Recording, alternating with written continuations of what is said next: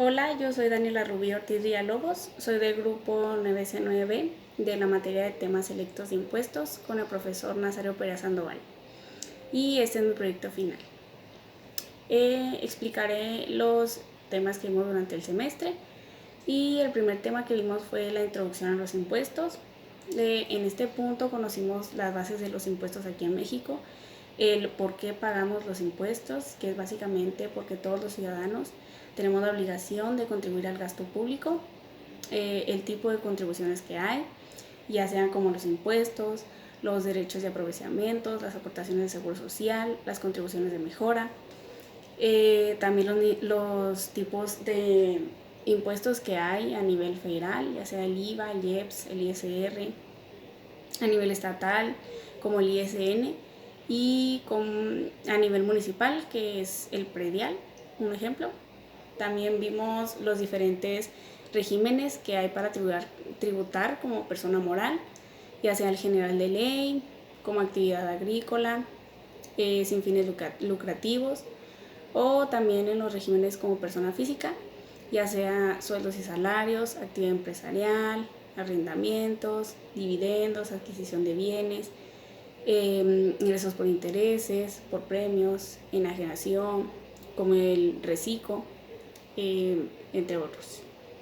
El siguiente tema que vimos fue el plan maestro, donde vimos los diferentes tipos de atención al contribuyente que tiene el SAT, como el Marcasat, el Chat 11, los casos de aclaración, los servicios digitales, la oficina virtual, otros servicios como el SAT ID, el verificador de facturas, el Facturasat móvil, y también vimos las acciones recaudatorias y de fiscalización que tiene el SAT ante actividades vulnerables, y así también como la defensa de interés fiscal que tiene. También vimos lo que es el paquete económico, pues ahí vimos un conjunto de consideraciones económicas y fiscales para este ejercicio fiscal, que es el de 2024. Y pasamos al siguiente tema, que es la contabilidad electrónica, donde vimos que es el registro de transacciones en medios electrónicos que realizan los contribuyentes y envían un archivo en formato zip a través del buzón tributario, y los contribuyentes que están obligados a enviarlas son aquellos que como personas físicas tributan en actividad empresarial y arrendamiento con ingresos mayores a 2 millones, y en el caso de las personas morales todas están incluidas, incluyendo las que son con fines o sin fines de lucro. El siguiente tema es el de reembolsos de capital. Aquí fue donde vimos una cuenta de orden que fue la CUCA, cómo aumentaba esta, ya sea con aportaciones y primas por suscripción de acciones, y cómo disminuía esta cuenta, que es básicamente por las reducciones de capital. Y también aquí es donde realizamos varios ejercicios para determinar si se pagaba un ISR por estos reembolsos, dependiendo si provenían de capital contable o de utilidades.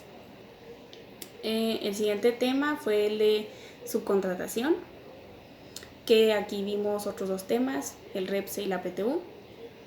Aquí vimos que desde el 21 de abril del 2021 muere el outsourcing y nacen los servicios especializados para ayudar al trabajador de varias maneras, como el reparto de PTU, que también aquí es donde vimos varios ejercicios del reparto de utilidades PTU. Y en el tema de la subcontratación también vimos lo que era el REPSE, el registro de prestadores de servicios especializados, y cómo y cuándo se renovaba ese registro y quién eran los obligados, entre otras cosas. El siguiente tema fue el sector maquilador.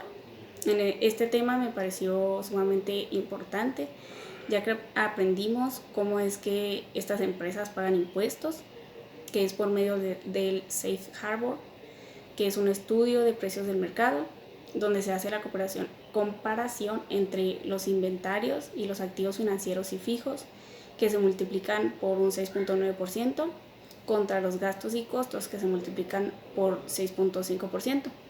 El menor de estos montos se toma como utilidad fiscal mínima y se le aplica la tasa de ISR para personas morales, que sería el 30%. El siguiente tema fue el de CFDI.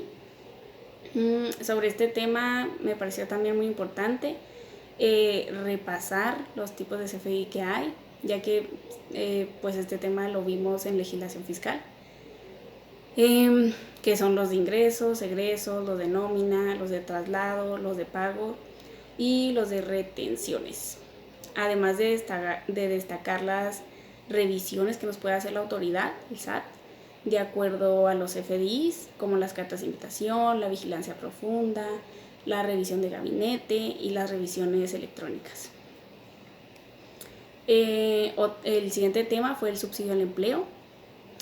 Sobre el subsidio, pues vimos que es un apoyo para los trabajadores y que además también ayuda a disminuir la carga fiscal al patrón al pagar el ISR por sueldos y salarios. Y otra cosa importante fue que a partir del 1 de mayo del 2024, este año, hubo un cambio importante, pues eliminaron las tablas del ISR, del subsidio, y se dejó solamente una tasa del 11.82 aplicado a la UMA elevada al mes. En resumen, el subsidio mensual quedó en 390 pesos y solo lo pueden recibir los que ganen entre 7.467.90 pesos a 9.081 pesos mensuales. Y como último tema tenemos la ley antilavado. Aquí vimos lo que es el lavado de dinero, que es el proceso de esconder el dinero que viene de una fuente ilegal. Y también vimos la Ley Federal para la Prevención de Identificación de Operaciones con Recursos de Procedencia Ilícita y Financiamiento al Terrorismo. Además de que conocimos las etapas del lavado de dinero, que sería la recolección, la colocación, la distribución y la integración de este dinero. Y de este tema me pareció muy importante conocer la historia del por qué se le llama lavado de dinero, con la historia de Al Capone y sus lavanderías.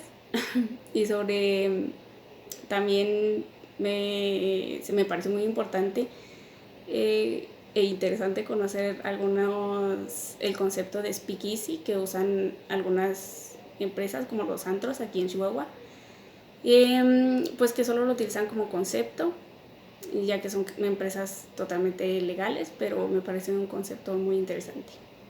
Y eso sería todo, serían todos los temas que vimos durante el semestre.